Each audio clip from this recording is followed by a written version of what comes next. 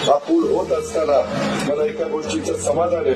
मोठ्या प्रमाणावर सिंहगड रस्ता परिसरातील माझं वडगाव, दायरी, नळे, नांदेड आणि खडपासला हा जो परिसर वाढतोय, इथल्या वाढत असलेल्या वेगाने वाढत असलेल्या परिसराला या रस्त्याला पर्यायी मार्ग नसल्यामुळं वाहतुकीच्यासाठी ताण या रस्त्यावर येत होता आणि म्हणून आता अर्धा तास माझ्या पुणेकरांचा वाचणार आहे आणि त्याच्यातून एक मदत होणार आहे.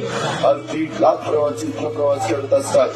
हा उड्डाणपूल हा केवळ प्रकल्प नाहीये, वाहतूक प्रकल्प, तर तो तुमच्या माझ्या शहराच्या नवनिर्मितीचा महत्वाचा टप्पा आहे आणि या परिसरातील वाहतुकीचा तो एक दुवा आहे. एकंदरीतच या पुलाच्या मुळे गुलाबदार चौक, गुंजवडी चौक, संतोष हॉल चौक, दत्त हॉटेल चौक आणि गोरेगाव चौक हे 5 महत्वाचे चौक आता थेटपणे ओलांडता येणार आहेत. त्यात कोणताही अडथळा राहणार नाही.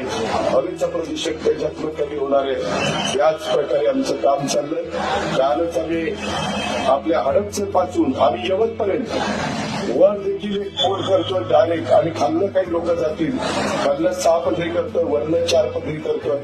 तसंच आता मुरलीधरांनी उल्लेख केला, मागच्या कॅबिनेटमध्ये आम्ही आपल्या इथं वडगाव शिरीच्या पासून पुढं वाघुरीच्या पुढं आम्हाला शिक्रापूर पर्यंत जायचंय आणि तिथं बांध ट्रॅफिक जाम होतं. रिंग रोड झाल्यानंतर एक रिंग रोड आपण रस्ते विकास महामंडळाचा करतोय आणि दुसरा रिंग रोड आपण PMRDA करतोय.